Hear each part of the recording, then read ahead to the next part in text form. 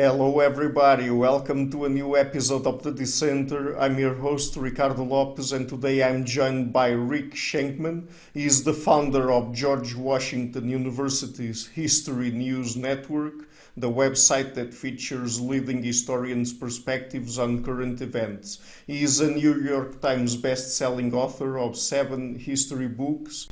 And the book we're going to talk about today is Political Animals: How Our Stone Age Brain Gets in the Way of Smart Politics. So, Rick, welcome to the show. It's a pleasure to everyone. Thank you. I'm honored to be on here. Your roster of scholars is so incredible. Congratulations. Okay, thank you for the kind words. Okay, so we're going to talk about politics today from an evolutionary perspective. So, one of the first things that you mention in the book, I think it's right in the introduction, you talk about the concept of evolutionary mismatch, and that's interesting because I guess that the way we do politics in our modern world is very different from, let's say, how hunter-gatherers do or did politics back, I don't know, perhaps tens of thousands or hundreds of thousands of years ago, right? Well, exactly. I was taken when I did my research with the findings of evolutionary psychology. The most important assumption that evolutionary psychologists make is that the human brain is not a blank slate, that in fact it evolved to help us as humans address the problems that we face. And the problems that we face as hunter-gatherers are very different from the problems that we face as human beings living in the 21st century. But our brain didn't evolve to address these problems of our current day, and that's the evolutionary mismatch. So we have a Stone Age brain trying to figure out how to deal with millions and billions of people, and that is what is responsible for so many of our political difficulties. Yeah. Do you think that people in general are interested in politics? Because, it would make sense for people to be interested in it because of the impact it has, or it usually has, on our lives. But many times it seems that voters are disengaged from politics and people in general. Could it be because modern politics, is again very different from how people lived until recently? Well, I think human beings um, are basically, we evolved to deal with politics. Politics is all around us. Anytime you have a social group, anytime you have more than 2 people, you have politics, because politics is all about who has more status, less status, who has more power, less power, who gets to make the decisions that affect the rest of the people in the group. So that's politics. And gossiping about other people, that's politics. The problem is that in the modern world, our ability to gossip about the people who lead us, which is in effect politics, is very, very difficult. It's under attention because you and I don't live nearby President Donald Trump or any of the other leaders who are so affecting our lives. And because of that distance, that leads to apathy, because we're not actually dealing with every day the leaders who are affecting us. We're in kind of a space where it's like, okay, they're doing something over here, but we're living our lives here. And who do we react to? We react to the people in our social circle, whether it's our family members, people in our clan, or just people living next to us on our block, or even just the clerk at the local convenience store or the grocery store. Those people are much more immediate to us. We can feel them viscerally as one human being to another human being. So, of course, you're never apathetic about the people who are right in your immediate circle. you only grow more and more apathetic as the people become physically, geographically distant from where you are. Now, that doesn't mean that we're all apathetic about all of the national and international people who are playing a role in our lives indirectly. I'm living in Seattle, Washington, 3,000 miles from the White House where Donald Trump sits. And I can tell you I am enraged every day about what he does. So I am not indifferent or apathetic to what he does. I understand him in a different way, though, than I do the people in my immediate surroundings. So here's the problem. The problem is this mismatch between what our brains are evolved to understand and comprehend and be smart about, and the situation in which we find ourselves. So in modern politics, we have leaders who are having a great impact on us, but they are not in our immediate vicinity. And so we grow apathetic because we can't talk to them. If people could talk to Donald Trump in every community in the United States and maybe in the world, because he has an impact all around the world with his decisions, we would not have any apathy about Donald Trump. Now, he's a very charismatic figure, so there's actually less apathy during this particular period. We just had an election where something like 65% of the American people voted. Okay, that we haven't hit that level in over a century. So that's remarkable. And that's a testament to his charisma, which brings out his supporters and also brings out the people who oppose him, because everything that he does every single day with his tweets, with his actions, you can't help but have some kind of human reaction to what he's doing. And so that's our situation. So we haven't had as much of an apathy problem with Donald Trump as we normally do. Now with Joe Biden becoming president of the United States, I suspect the level of voting is going to go down because he just doesn't trigger that normal human response that Donald Trump has. Mm-hmm.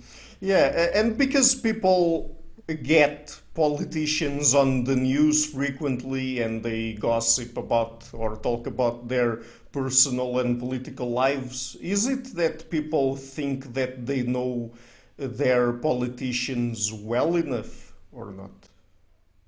Well, so we've been using the word gossip a lot. So let's drill down on that a little bit. Human beings love to gossip. That's how we do politics in the very best sense of the word, because what it means is we're talking about who's up, who's down, who's had a bad week, who's had a good week. That all affects their status in the community. Now, we can gossip about the people around us, but we don't gossip in the same way about our leaders. Governor Jay Inslee is the governor of my state, and I can tell you, I've never met the man. I've never gossiped about him. I just don't have that kind of a relationship with him. So in the hunter-gatherer stage, we gossiped about our leaders because we knew them. In the modern world, we don't really gossip about our leaders because we don't know them. That's the problem that we have. Our brain is built to deal with small communities of about 150 people. That's about the maximum number of people that our brain can keep track of different social relationships. Anything beyond that, and we run into trouble. Now, in addition to that, there's the whole question, I think you were getting at that with your question, of how do we come to know the people who are in charge in the modern world? Well, we know them mainly now through television.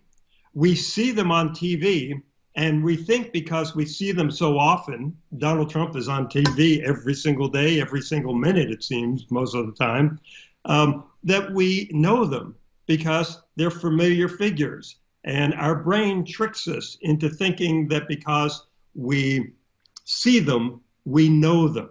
Take as an example Ronald Reagan. So Ronald Reagan had been a famous movie star for decades. And then He had a television show in the 1950s, and then finally he became the governor of California for 2 terms before he finally ran for president. So he'd been around for 40, 50 years in the public eye. Everybody naturally thought that they knew him. But in fact, he was an exceedingly difficult and complex person, very hard to know. His own son, Ronald Reagan Jr., confessed that he did not understand his own father. And yet millions of people believe that they understood him. Wow. That's part of the problem of the mismatch. The people who were closest to him were mystified by him. Edmund Morris was a famous biographer. He spent 10 years writing a biography of Ronald Reagan. And at the end, he confessed that he threw up his hands and he said, I've been studying this man for 10 years and I don't understand him. I don't get him. I don't understand what's driving him. But millions of voters were sure that they did know him. There was a critical turning point in that relationship. When he was running in 1980 in the primary in New Hampshire, which was the first primary of the American election season, he got into a debate that his campaign paid for with some of the other candidates, the most prominent of which was George Herbert Walker Bush. And they got into a tussle, and the moderator of the debate threatened to shut off Reagan's microphone. And this is all caught on film. And Reagan stood up there, and just like the great actor that he was, he grabs the microphone and he says, Mr. Breen, is this microphone on? And he's looking around the room and he says, I paid for this microphone. Turn it on. Well, he expressed anger in that moment. And what do we human beings understand? We understand when other human beings have an emotion.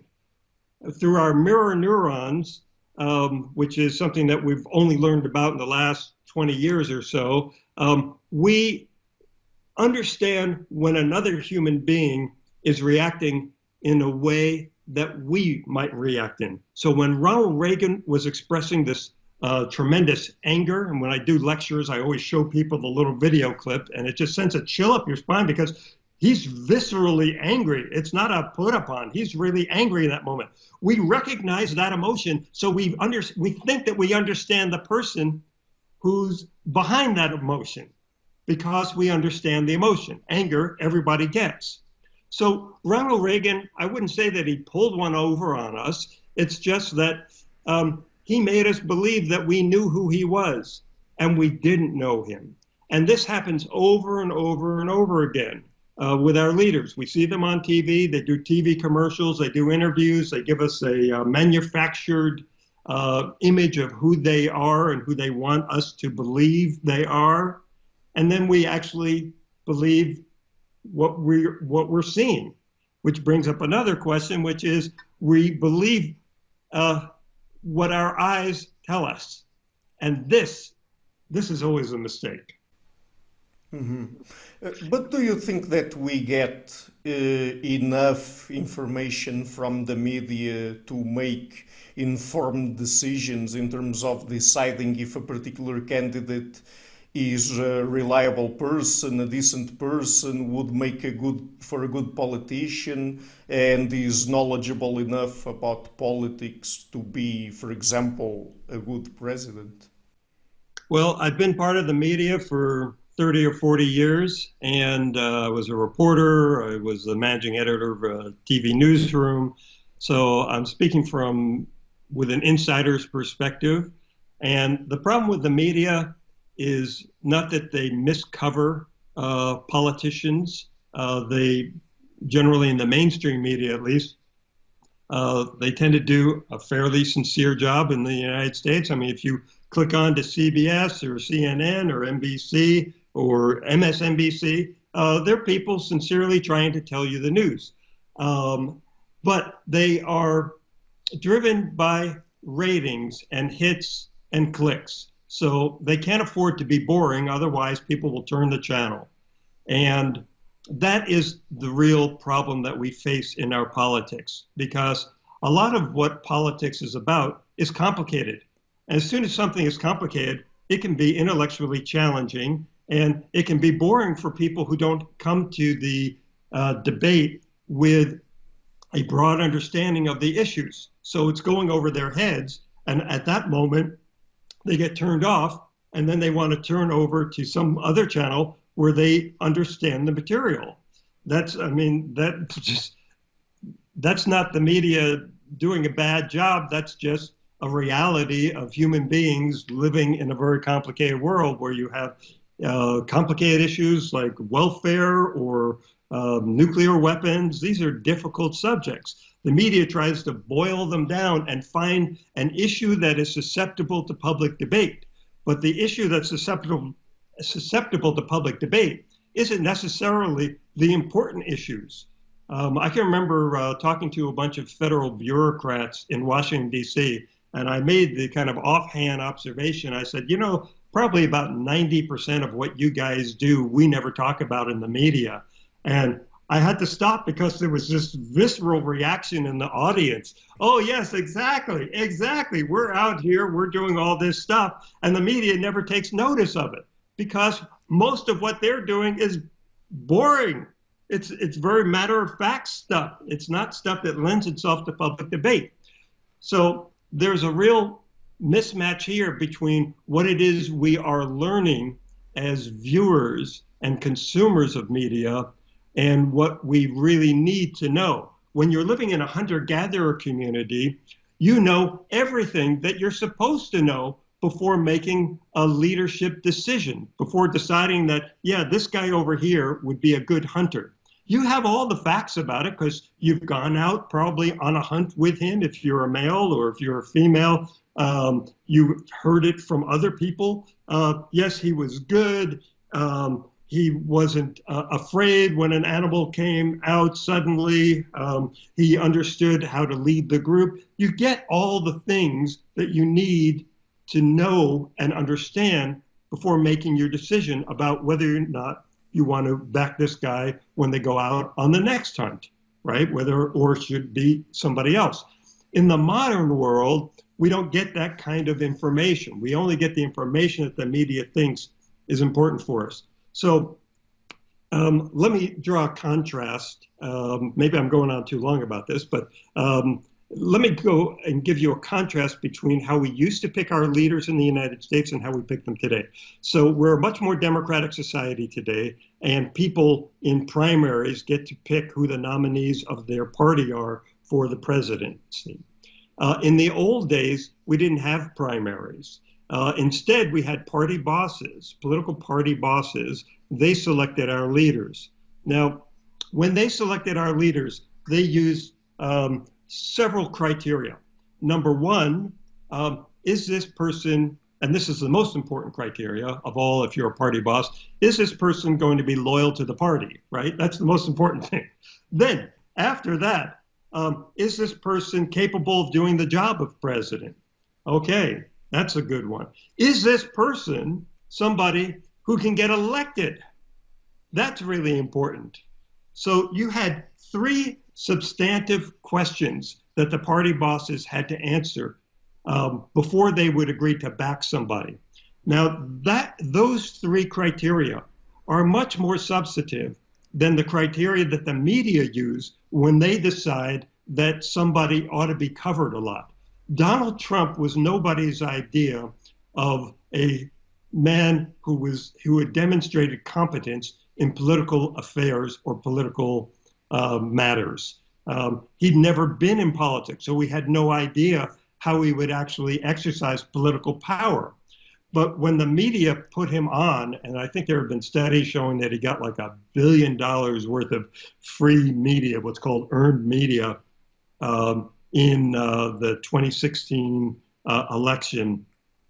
They put him on not because they thought he was a potentially good president, but because they would get clicks, hits, or high ratings, right? That's what the criteria was. So the media used a different criteria than political party bosses did in deciding who should be taken seriously as a presidential candidate. And to that extent, we are in a much inferior position to the way we used to be when the party bosses ran things. Not that I want to go back to the era of the party bosses. I don't.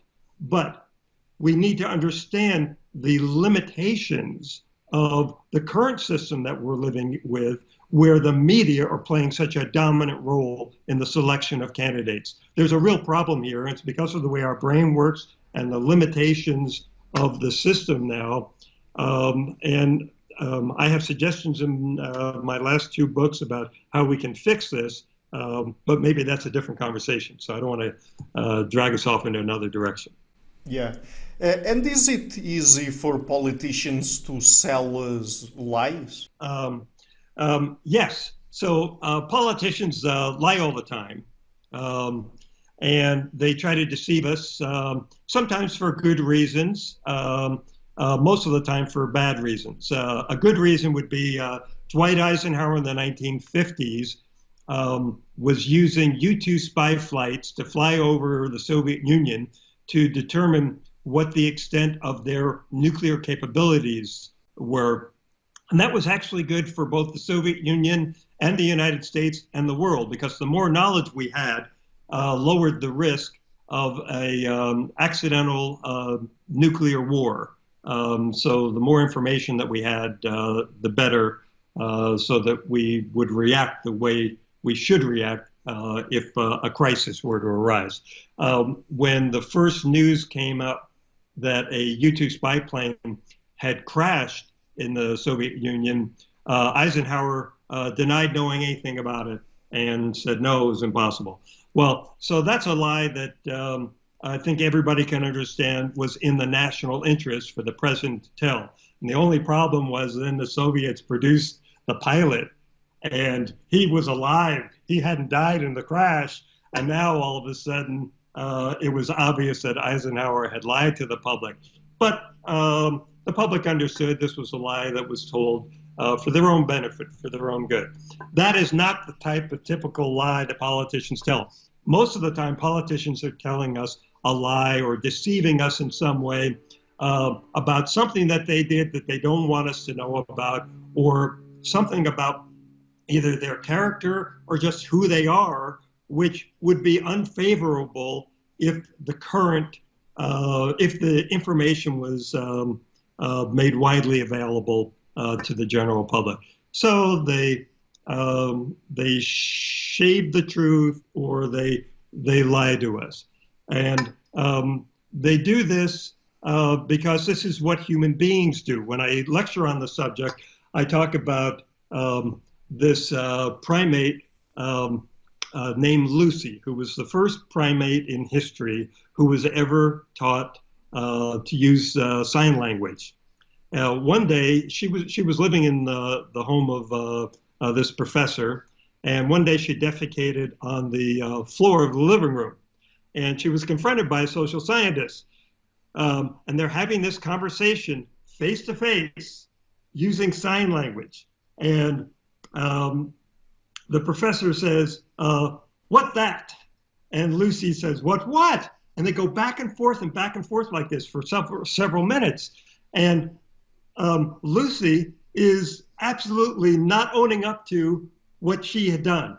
Finally, after several minutes of back and forth, the social scientist gets the truth. And Lucy says, kind of head down, looking down, dirty, dirty. Lucy finally admits that she did this. She at first had tried to pin the rap on Sue, a graduate student. Then she tried to pin the rap on the social scientist. And he said, "No, not me. Who did this?" And finally, Lucy says, "Me," basically. Dirty, dirty, Lucy did this. So presidents are primates too. So they lie just as easily as Lucy lied when they're caught in a jam. And we just as human beings need to accept that people do lie. In fact, we tell all kinds of lies. I think it's something like a half a dozen lies a day. I mean, they may be white lies that, just you and I are telling just to make somebody go away and not bother us, or we don't want to hurt their feelings, or we shade the truth for some reason. to protect ourselves in some innocent way or not so innocent way. So primates, we do deceive other people. That is how we are. That is how we are built. So part of what I do in my lectures is just try to convince everybody that we are not the great um, um, believers in the truth that we claim to be. If anything, we're believers in lies because we lie an awful lot. Mhm. And I guess another problem with these lies that politicians and people in general tell other people is the fact that we are also self-deceptive. So that also plays a role in politics. Oh, yes, exactly. It's not just the politicians lying to the people, but the politicians lying to themselves. Now, this is critical because a person can't tell a lie to somebody else if they believe in that moment that they are telling a lie and are feeling shameful about it. Because as soon as that happens, then you start getting nervous as a liar, right? You twitch a little bit, your eyes flutter, you give away telltale signs. Well, politicians are very much like used car salesmen. They know in the moment that they're telling a lie how to convince themselves that what they're saying is not a lie. And if they do that, then the deception can work because all our protection as human beings against other people lying to us is if we pick up clues, um, usually through unconscious aware, not we're through our unconscious. We're not aware of it. It's just we're picking up something, and that's only because we're kind of like a human lie detector machine. We're looking for the little indication of nervousness somewhere. There's got to be some little detail of nervousness. So a politician can get away with lying if they don't give away that telltale sign. Now, what I like to say in my lectures is, that the human brain is outfitted with kind of a McAfee for the brain, where we have a protection, which is this detecting nervousness. But politicians also have a way of getting around it. They can hack our brains by just convincing themselves in the moment that they're not really telling a lie. So Bill Clinton telling the American people that he did not have sex with that woman, Monica Lewinsky, back in the 1990s during the impeachment. Well, he could convince himself of that because he defined sex as sexual intercourse. And he did not have sexual intercourse with Monica Lewinsky. And so he was able to just look us straight in the face and tell us, no, he did not have sex with that woman. And then when he was put under oath and really pressed on the matter, he says, well, that depends on what the meaning of the word is. And that became a whole nother thing. The whole point of that was he had to convince himself by what he was saying that he was telling the truth, even if it was a lawyer's truth, a very lawyerly truth, where the I's had to be dotted in all the right places and the T's crossed in all the right ways for it to be a truthful statement, when in fact he was misleading us. But that's what politicians do. Donald Trump does it marvelously. I mean, I think he's a third-rate charlatan, but he's a first-rate liar because he can convince himself that what he's telling you is true, and his supporters don't see that he's lying to them. If you are talking to somebody and they are lying to your face, that is a very different experience than having somebody lie to you on TV or even lie to you in a big rally. If you were hanging around Donald Trump a lot and he lied to you repeatedly, you would eventually catch on and you would be furious about it. And I think that one of the reasons why he's only able to attract B and C players to his government, the staffing of the White House is filled with people who would never make the cut in a normal White House, is because he can't attract the better people because they see through him. And they can get other jobs and have other opportunities. The B and C people are around him only because this is such a great opportunity. They know he's lying to them. They know it. But then they'll go out and they'll lie on his behalf. I mean, this is just all because of the limitations of human beings. It's not a bad thing about us. It's just a fact about us. That is our problem, one of our problems.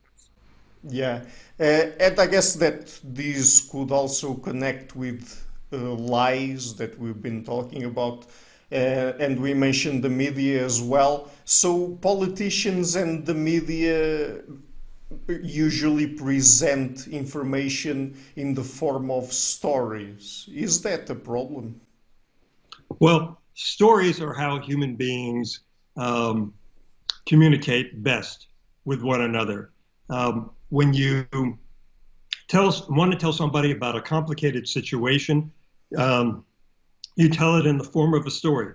That is how the human brain consumes information best. We are not computers, so you can't just input a bunch of information. You have to create a little story about it. And the problem is the politicians have figured out this as well, and all the successful politicians wind up telling us a story. So Richard Nixon was a great storyteller, and we don't think of him as a storyteller, but he was a great storyteller. He told the story about himself. That was quite moving. The story was of a young boy growing up in Yorba Linda, California, who would hear the whistle, the train whistle at night, and hope to be on that train to see the world outside Yorba Linda. Well, you immediately, I've already intrigued you, haven't I? It's like that's an interesting beginning to a story. And then he would tell about how he was a self-made man. His father ran a gas station in a little town.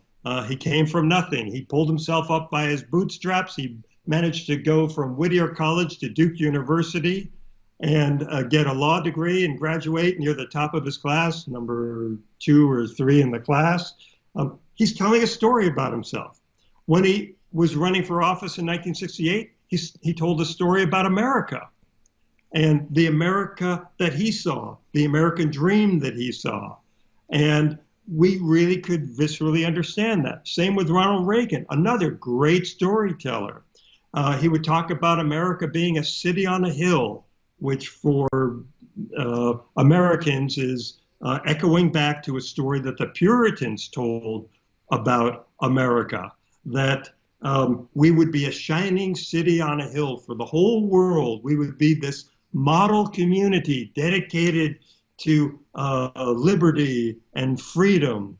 And it's like, okay, so he's telling us a story that we want to hear about ourselves. That's what politicians do.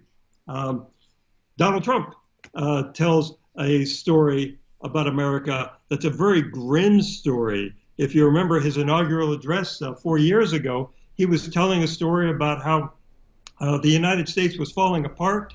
There was lawlessness everywhere in the streets. There was carnage. He used that very harsh word, carnage everywhere. That's a story he was telling, and he was going to come in and fix it. He was going to make America great again. See, there's a story there. And that's what moved so many of his supporters. They connected with that story because they felt like this America that they were living in, they no longer understood. And that's what he was promising, was he was going to fix it so that it would be the old America that they remembered. There wouldn't be all these uppity black people who'd be making problems in the cities for them anymore. White people would be back in charge. That was all part of this story. And he didn't have to say it quite so crudely as I just put it. He would just, although he was usually quite crude, but when he used the word carnage, they knew what he was talking about. He wasn't talking about white people doing bad things. He was talking about black and brown people doing bad things. So there's a story. And that is how our human brain works. And neuroscientists have now figured out that there actually is a part of the brain called the interpreter, that they call the interpreter. Michael Gazzaniga is the researcher who came up with this. They did what they call split brain surgery beginning in the 1960s, where people who were suffering from epilepsy, they figured out if they split the brain from the left hemisphere and the right hemisphere along the corpus callosum, which is the piece that holds the two hemispheres together, split that could reduce the possibility of having an epileptic incident. And what they found was, as they talked to these people who had undergone this very difficult surgery, that when the left side of the brain was doing something that the right side didn't see, because they would block their eye vision so that the one hemisphere couldn't see what the other hemisphere was doing. At that moment, when you asked them what was happening right in front of them, they would make up a story to explain, say, they couldn't see this pen in my right hand from their, well, it'd be with my left hand. They couldn't see, they would block my right eye and couldn't see the pen. But then they would say, but you're holding a pen. And they would like pull it away and you could see it holding a pen. So they had to come up with some explanation for why they're holding the pen. And they would create a story on the fly. It was just crazy. No matter how many times they did the experiment with different objects and all that, the human brain, they just immediately, so they put a name to it. They call it the interpreter in the brain. And they said the brain is coming up with a story. So we know now that our affinity for stories is actually because of the way the brain works. And what is it we're trying to do with a story? We want an explanation for events. Human beings we crave predictability. We don't like unpredictable events because that makes us feel anxious.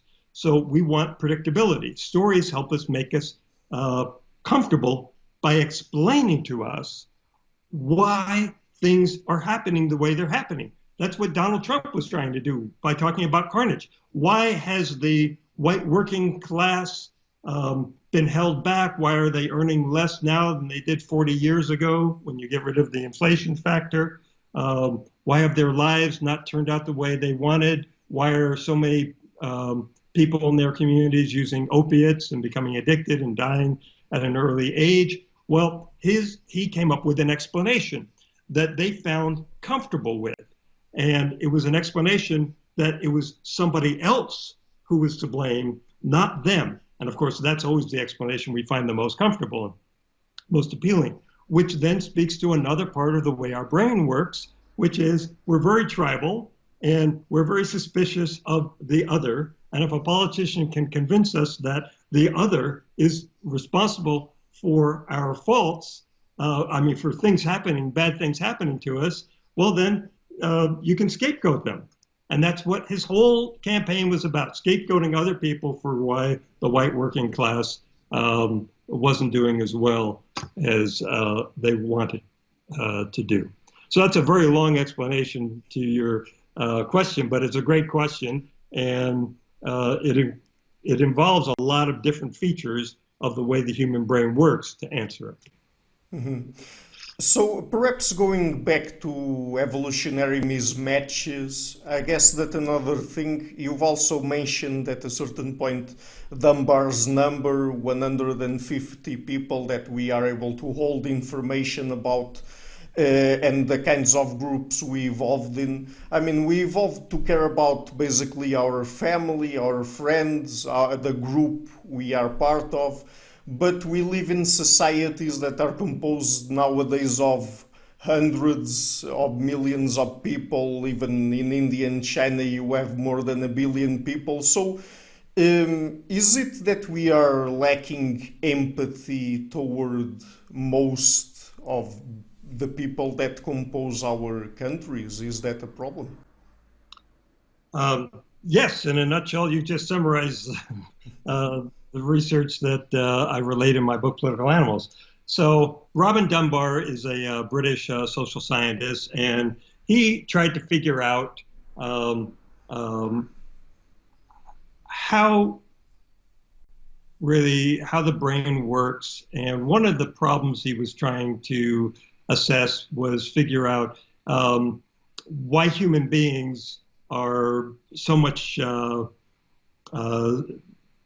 operate at a higher level than other animals and other primates. So what's our big advantage? And he finally figured out, well, okay, it's not the size of the brain, because Neanderthal man actually had a bigger brain than we do. But it turned out that the ratio of the neocortex to the rest of the brain in human beings is larger than any other species.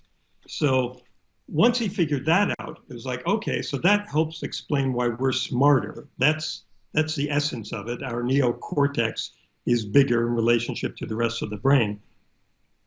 And now, what are the consequences of that? And why did our neocortex get so much bigger?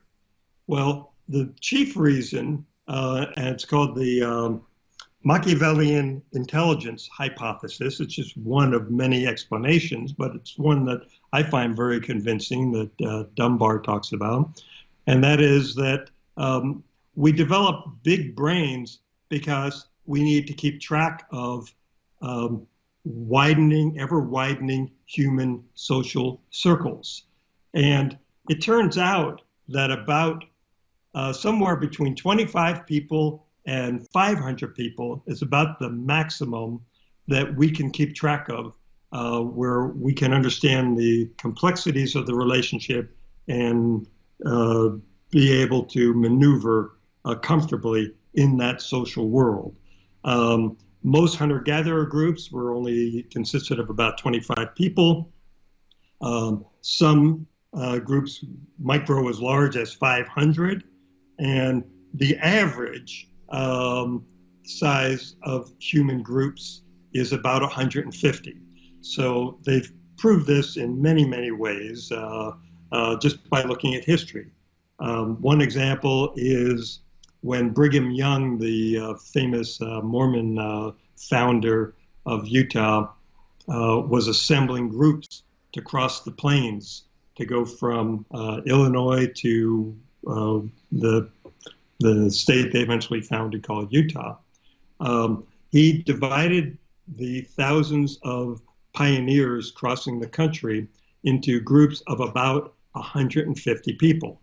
And when Dunbar found, as he did his research, the number 150 kept coming up over and over and over again. The typical person in Great Britain who sends out Christmas cards would wind up sending out to groups consisting of about 150 people when you count grandmothers and the extended family networks. So there seems to be something in our brain where we're kind of limited by our ability to comprehend the relationships of a set number of people, and 150 is about typical. So that is one of the fundamental problems that we have living in the modern world, because we don't live in a world of only 25 or 150 people. We live in a world of millions of people, and we need to understand the politics of millions of interactions involving those millions of people, billions of interactions involving millions of those people. That's very, very complicated. This is why Albert Einstein, when asked how human beings could do so well at physics and do so badly at politics, answered, that's because politics is harder. This is why it's harder. Yeah. Okay, so I think that one thing that we haven't talked about yet is dual systems theory, because we have system one and system two. System one is the, let's say, quick and dirty system, the system related to gut feelings and things like that. And system two is basically our more reasoning, deliberative system. Should we rely on system one to make political decisions? Well, my book, Political Animals, is focused on this question. This is the crux of the question, which is that most of the time when voters are just making political decisions, they are relying on their gut instincts. They're using system one, meaning what Daniel Kahneman, the famous social scientist from Princeton, calls fast thinking. That's their instinctive reaction when they see a politician. And when we see somebody, we make up our mind within 167 milliseconds as to who they are and what they're about. In 167 milliseconds. So they would do these studies where they would show Harvard students, for example, a video clip of 10 seconds, a 10-second video clip of politicians who were running for governor. And they were then asked, so make your assessment. Who would you vote for of these, let's say, I don't know, half dozen or 10 candidates that they're shown these video clips of? And the Harvard students picked 58% of the winners. Wow. That probably suggests that voters aren't doing too much different than what these Harvard students were doing. They're making up their decisions on the fly. And if you give people more time, they don't reassess their judgments, those judgments made in 167 milliseconds. They just come up with more reasons to explain why their initial instinctive decision was the right one.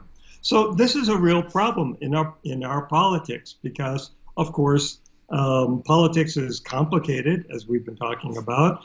The kinds of issues that politicians deal with are complicated, but people are making up their decisions on the basis of their instinctive reaction.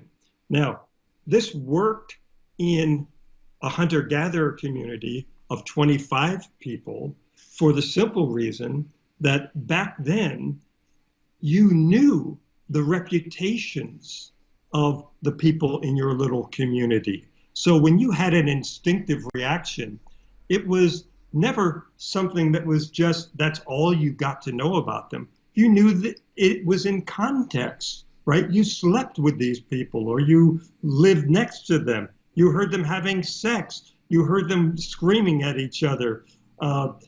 You saw them in anger. You saw them in loving situations. You got a full picture of who these people were before you made a decision about whether or not to entrust them with power.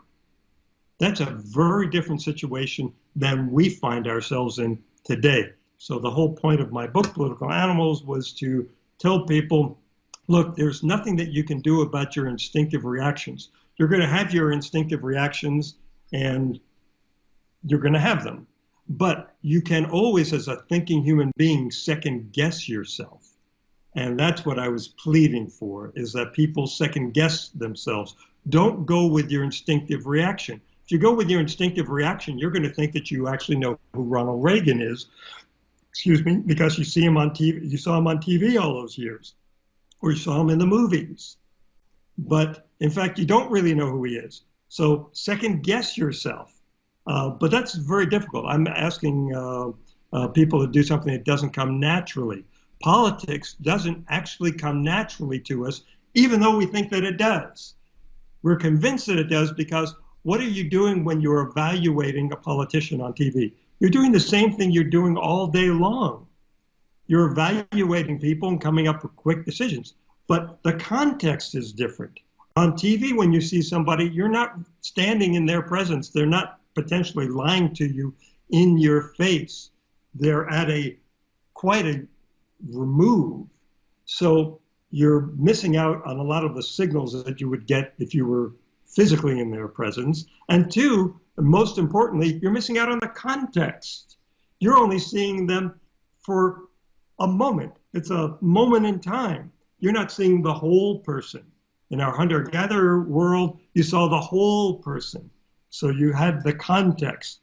But because of our hunter-gatherer experience, we have the same feeling of confidence when we make an instant decision based on seeing somebody on TV as our hunter-gatherers did when they were making a decision based on a full context of information about somebody, but it's the same feeling of confidence. So the voter goes into the and feels very confident. I know who this guy is, and I'm voting for him. And in fact, you only know a small sliver of the person. Um, an example of this is during Watergate. It came out on the Watergate transcripts.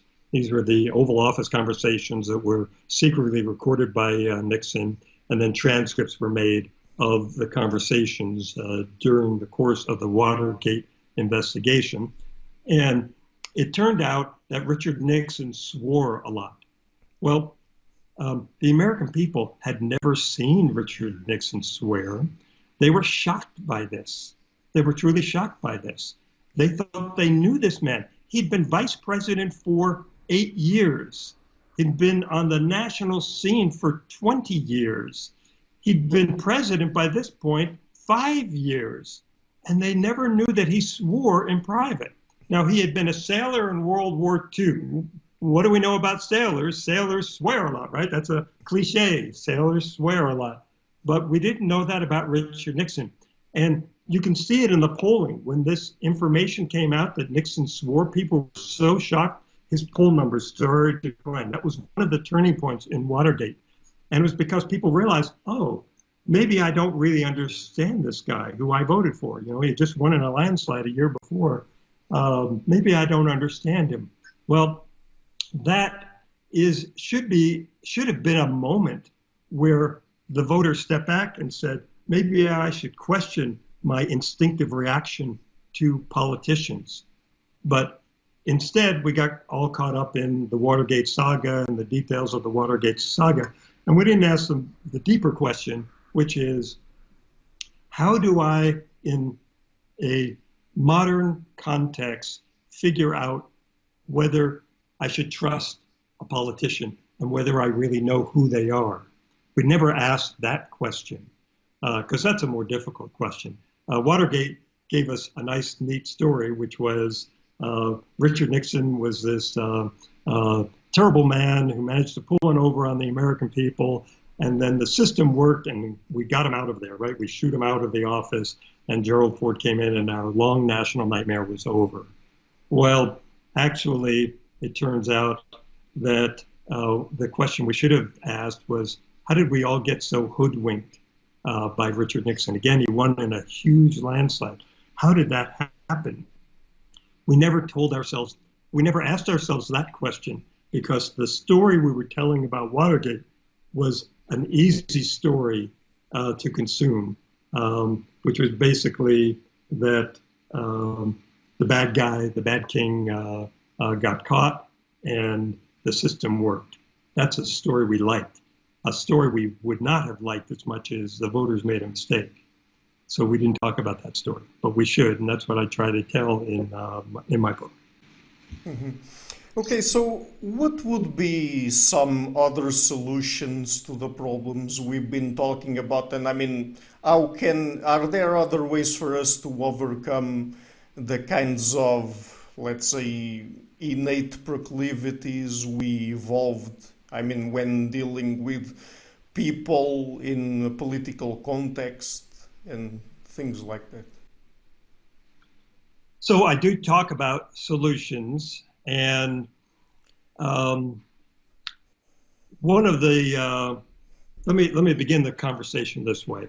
I'm very uncomfortable with some pointy-headed intellectuals sitting down and trying to figure out what's the solution here, because when you're dealing with human beings, it's always complicated, it's complex, it's difficult to predict how they're going to react under a new set of circumstances. So I like to go with what John Dickinson said at the Constitutional Convention. He was one of the delegates from Delaware, as I recall. John Dickinson said, history must be our only guide. Reason may mislead us.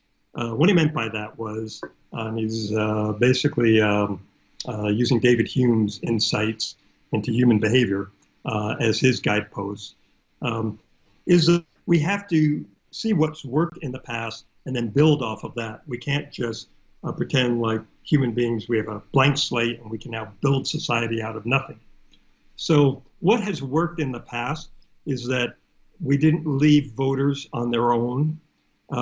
We gave them cues to help them select people who would act then in their best interest. In the past, there were three types of institutions that provided these cues: political parties, labor unions, religious institutions, churches. Today, all three of them have kind of lost their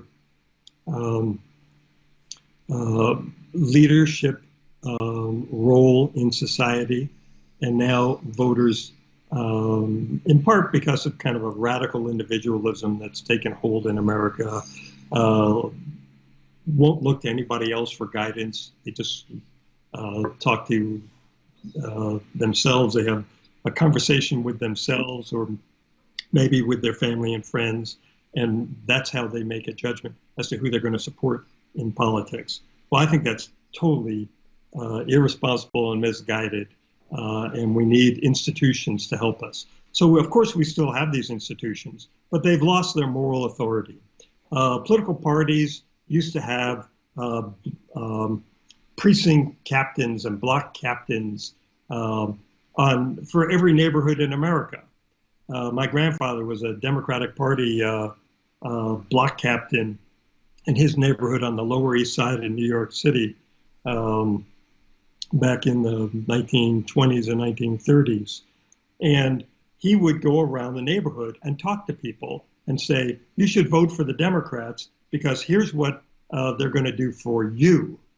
And because he was a known figure in that community, and he could say to the guy who lived down the street from him, this guy is going to be good for the working man for X, Y, and Z reasons. And that made the political party seem local and intimate and human, and it wasn't bureaucratic. Well, that has totally gone away. Now, the only relationship that the typical voter has with the political party is through campaign commercials that they see on TV or other forms of advertising that they come across on Facebook or on social media or on the web somewhere. That's very much more abstract. That's not one human being talking to another human being. But once you had TV, of course, you were going to buy television ads because that's the easiest way to market yourself, just like cornflakes, to a large multi-million audience. And so my solution would be, and the same goes for labor unions and for churches. So labor unions used to, 25% of the adults who were working were either directly members of labor unions or somebody in their family was. Today it's 6%. So labor unions just don't have that kind of impact anymore on voters. And churches, well, there was a ruling that came down about 30 years ago from the Supreme Court that told churches, if you get involved in politics, you put your tax status at risk. So they kind of tended to step back. So that has left the voter on their own, at least in the United States. So the voter is left on their own.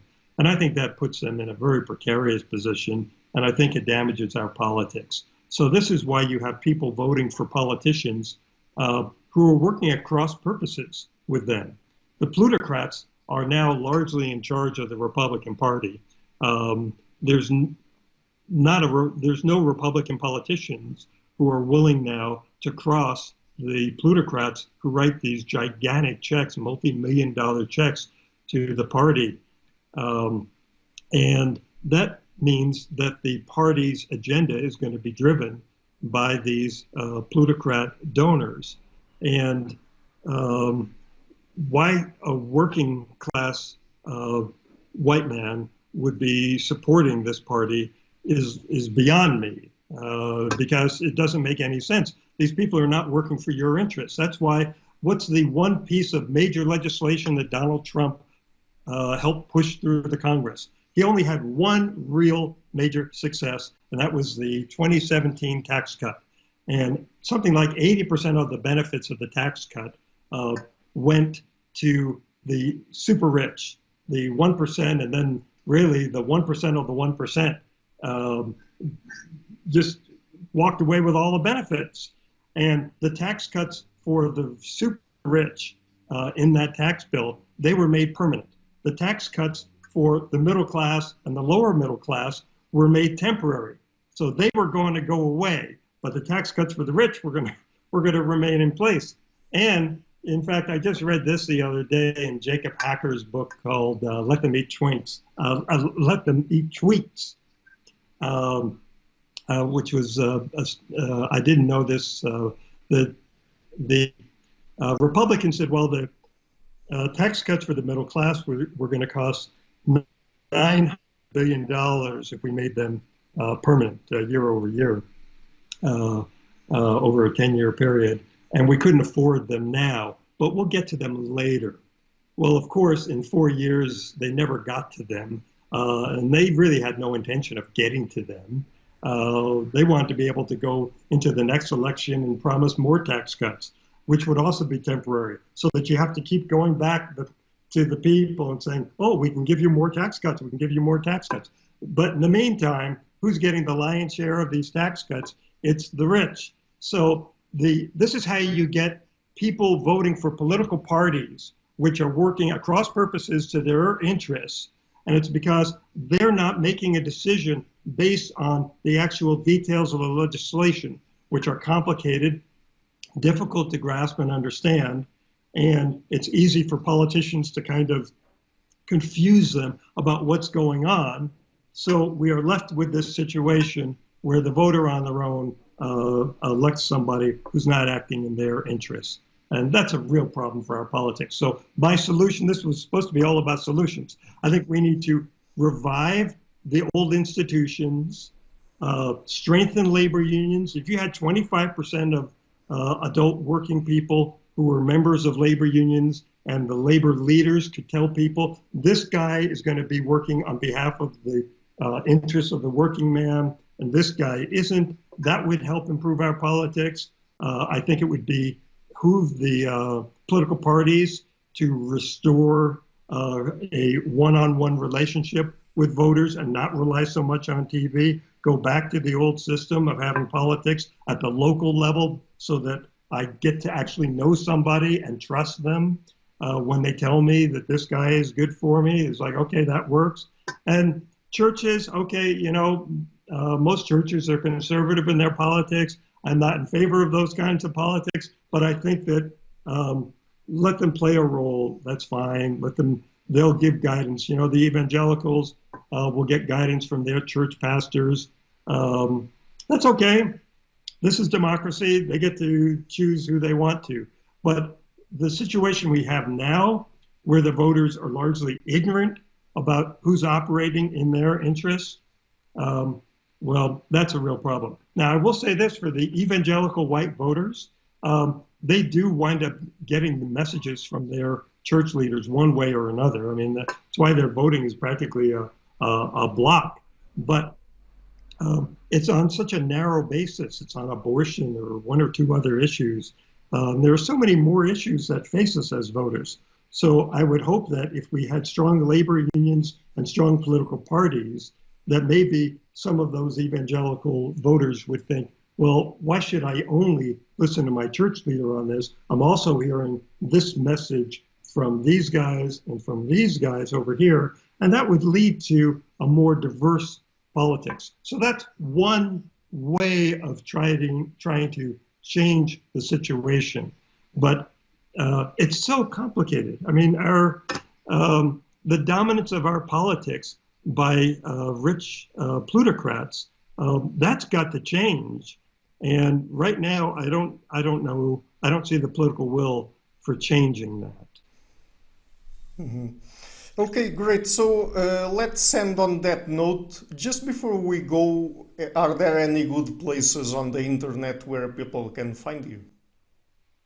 Oh, well, sure. RickShenkman.com will bring him to my my homepage, stoneagebrain.com, will bring them to the page for my book, Political Animals, stoneagebrain.com. That's it. Okay, great. So I will include that in the description box of the interview. And guys, again, the book is Political Animals, How Our Stone Age Brain Gets in the Way of Smart Politics. And Rick, again, thank you so much for taking the time to come on the show. It's a pleasure to everyone. Well, it's an honor to be invited on a YouTube channel that where you've gotten such an illustrious list of people to participate. So I'm honored. Thank you. Hello everybody, thank you for watching this interview until the end. As you might have noticed, I've started this channel back in February 2018 and have been putting out regular interviews with top academics and scholars from a variety of fields. So to keep the channel sustainable, I would like to ask you to please pay a visit to my Patreon page and to consider making a pledge there. If you prefer PayPal, I also have links to that in the description box of the video. Otherwise, and if you like what I'm doing, please leave a like, share it, and hit the subscription button. I would also like to give a huge thank you to my main patrons and PayPal supporters, Karen Litzke and Blanchett Pererga Larsen, Lau Guerrero, Francis Ford, Hans Frederick Sunda, Ricardo Vladimiro, Craig Healy, Adam Kessel, Olaf Alex, Jonathan Wiesel, Anian Kata, Jacob Klinkby, Matthew Whittingbird, Arno Wolf, Tim Hollesy, Henry Kalenius, John Connors, Paulina Barron, Philip Force Connolly, Jerry Mueller, Herbert Gintis, Rutger Voss, Bo Weingard, Rebecca Newberger Goldstein, Dan Demetriou, Robert Windegar, Rui Inácio, Arthur Coe, Zoop, Marco Neves, Colin Holbrook, Susan Pinker, Thomas Trumbull, Bernardo Seixas, Pablo Santurbano, Simon Columbus, Jorge Spinha, Phil Kavanagh, Corey Clark, Mark Blythe, Roberto Inguanzo, Mikkel Stormir, Eric Neumann, Samuel Andreev, Tiago Nunes, Bernard Yugni,